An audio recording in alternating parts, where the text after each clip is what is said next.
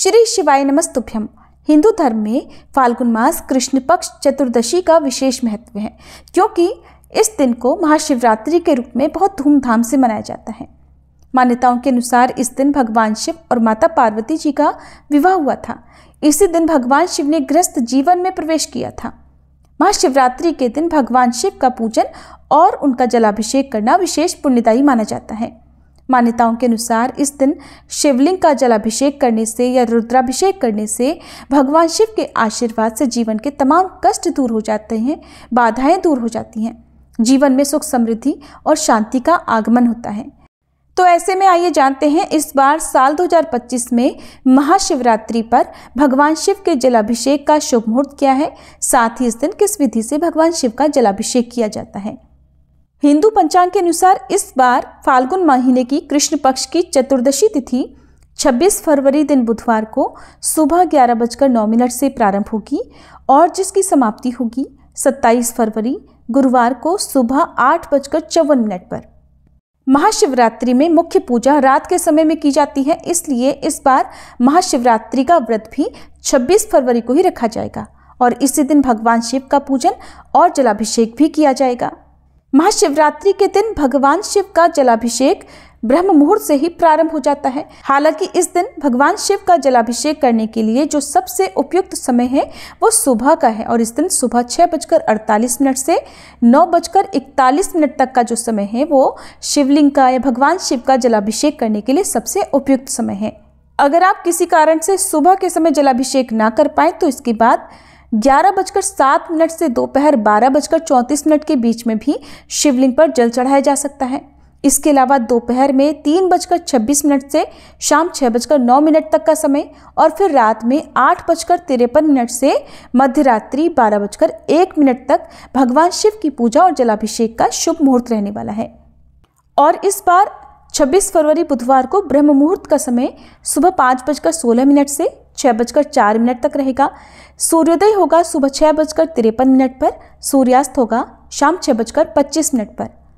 इस बार महाशिवरात्रि का पर्व बहुत ही दुर्लभ और शुभ योगों में मनाया जाएगा, जिसमें शिव योग और सिद्धि योग हैं। शिव योग रात 11:41 तक रहेगा और उसके बाद में सिद्धि योग प्रारंभ हो जाएगा। अमृत काल का समय सुबह 6:02 से 7:31 तक रहेगा। राहु काल जो कि अशुभ मुहूर्त माना जाता है दोपहर 1:30 से 3 तक रहेगा। इसके अलावा इस बार महाशिवरात्रि के दिन भद्रा भी लग रही है और भद्रा सुबह 11:08 से रात 10:05 तक रहेगी। भद्रा को बहुत ही अशुभ मुहूर्तों में गिना जाता है। भद्रा जब तक रहती है तब तक कोई भी शुभ काम करने से बचा जाता है, लेकिन हर बार भद्रा अशुभ हो ये जरूरी नहीं, क्योंकि भद्रा का वास निर्भर करता है कि कहाँ पर है। इस बार क्योंकि भद्रा का वास पाताल में रहने वाला है और जब पाताल में भद्रा का वास होता है या स्वर्गलोक में भद्रा का वास होता है तो वो पृथ्वीलोक पर अशुभ नहीं मानी जाती। और वैसे भी इस बार शिवरात्रि का महासंयोग है तो भद्रा का कोई भी अशुभ प्रभाव महाशिवरात्रि के दिन नहीं पड़ने वाला है। आप पूजा पाठ या जलाभिषेक आराम से कर सकते हैं। महाशिवरात्रि के व्रत में रात के समय या प्रदोष काल के समय मुख्य पूजा की जाती है। तो अब आपको बताते हैं निशिता काल मुहूर्त, प्रदोष काल और 4 पहर की पूजा के मुहूर्त के बारे में। 26 फरवरी बुधवार को प्रदोष काल मुहूर्त रहेगा शाम 5:40 से 7:10 तक। निशिता काल मुहूर्त रहेगा रात 12:09 से 12:59 तक। तो जो भी भक्त उपवास रखने वाले हैं उन भक्तों को इन मुहूर्तों में जरूर पूजा करनी चाहिए। हो सके तो जितने भी शुभ मुहूर्त हैं उन सभी में पूजा कर लें। यदि संभव ना हो तो किसी भी एक मुहूर्त में, चाहे प्रदोष काल हो या निशिता काल मुहूर्त हो, आप पूजा या जलाभिषेक या फिर रुद्राभिषेक भी करना चाहते हो तो कर सकते हैं। अब जानिए 4 पहर की पूजा के शुभ मुहूर्त के बारे में। तो प्रथम पहर पूजा समय रहेगा शाम 6:19 से रात 9:26 तक। दूसरे पहर की पूजा का शुभ मुहूर्त रहेगा रात 9:26 से मध्यरात्रि 12:34 तक। तीसरे पहर की पूजा का मुहूर्त मध्यरात्रि 12:34 से अगले दिन सुबह यानी 27 फरवरी को सुबह 3:41 तक।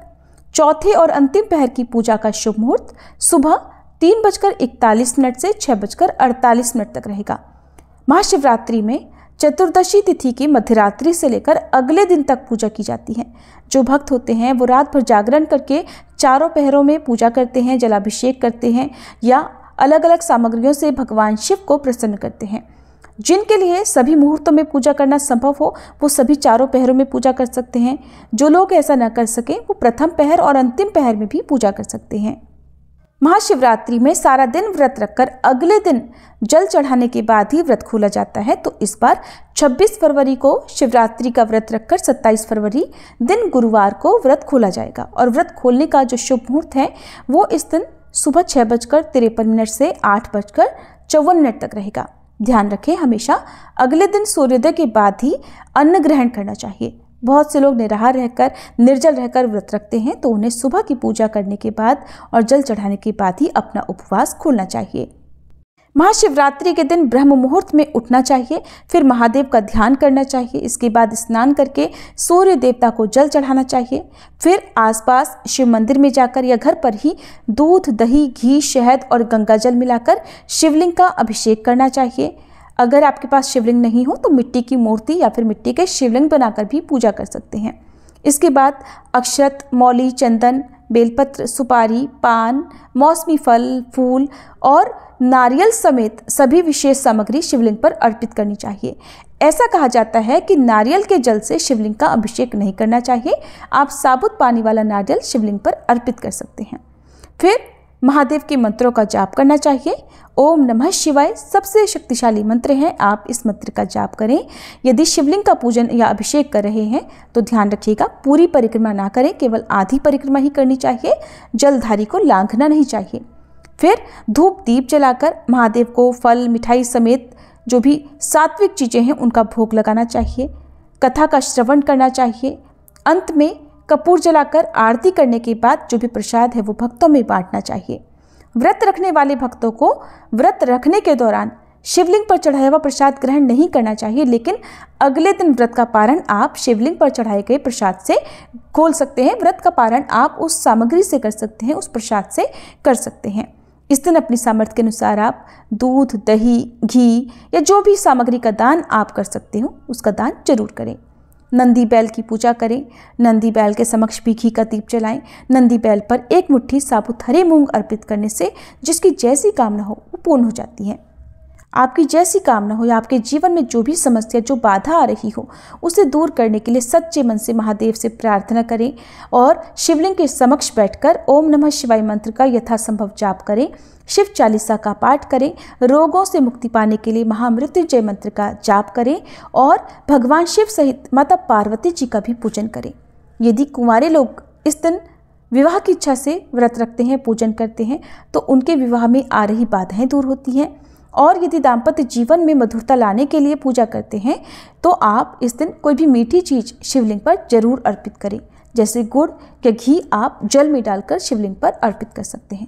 ये थी आज की वीडियो। अगर आपको जानकारी पसंद आई हो तो वीडियो को लाइक करना मत भूलिएगा।